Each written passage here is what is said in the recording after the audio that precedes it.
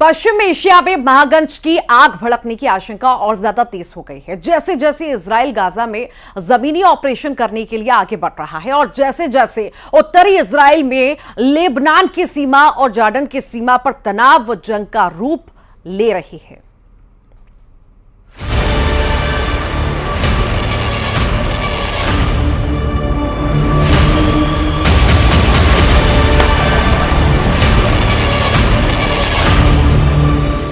मोर्चों पर जंग चल रही है। इजरायल की सेना हर मोर्चे पर दुश्मन पर भारी पड़ रही है। गाजा में ताबड़तोड़ हमले जारी हैं। अब वेस्ट बैंक में भी हमास के ठिकाने पर हमले होने लगे हैं। वहीं लेबनान की सीमा पर हिजबुल्लाह के साथ जंग चल रही है। लेकिन पश्चिम एशिया के सबसे अस्थिर इलाके में जब इस तरह के हालात हों तो दुनिया को चिंता सताने लगती है कि यहाँ भड़की एक चिंगारी अरब देशों में आग भड़का सकती है और वो आग ज्वालामुखी का रूप ले सकती है, जिसमें सुपर पावर अमेरिका के हाथ भी जल सकते हैं।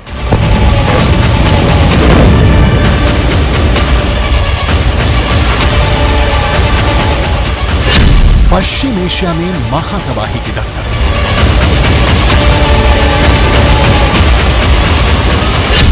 महायुद्ध में अमेरिका के हथियारों की एंट्री।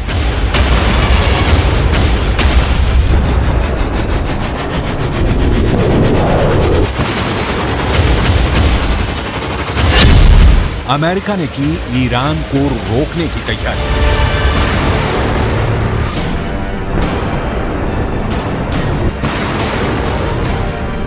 इजरायल और हमास के बीच चल रही जंग में अमेरिका की एंट्री से ईरान परेशान है और लगातार अमेरिका को धमकियां दे रहा है।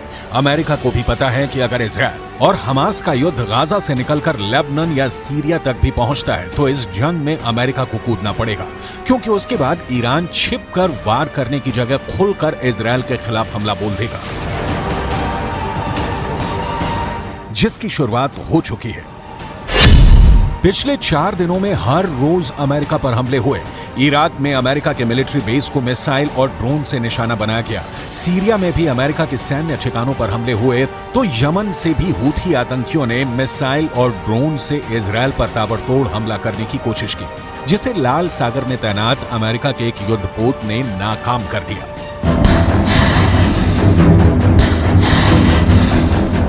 अमेरिका ने सालों तक अपनी नेवी और मिलिट्री के 1 लाख से ज्यादा जवानों को पश्चिम एशिया के कई मुल्कों में अलग अलग सैन्य ठिकानों पर तैनात करके रखा था।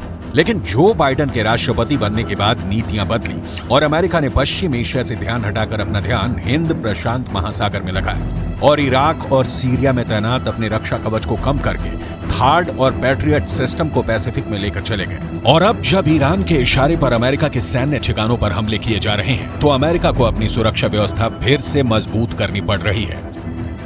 मिलिट्री एक्शंस के लिए उसने ऑलरेडी मेडिटेरियन सी में अपने 2 aircraft carrier with frigates, with warship, with destroyers, with submarines and with different types of aircraft already deploy कर दिए हैं।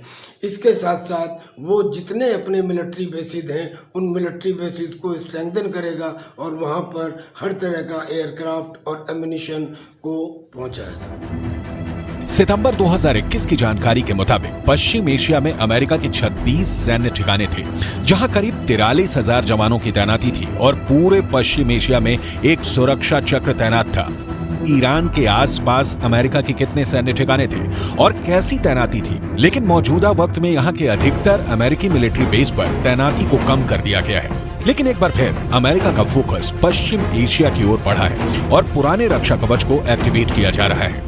इसकी सबसे बड़ी वजह है इजरायल और हमास की जंग के बढ़ने की संभावना, जो पश्चिम एशिया में कई मोर्चों पर जंग के ज्वालामुखी को सक्रिय कर सकता है।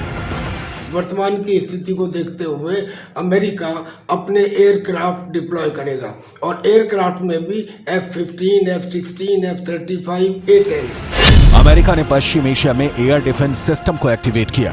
थार्ड और पैट्रियट मिसाइल डिफेंस सिस्टम की तैनाती का फैसला। और इसी बीच बड़ी खबर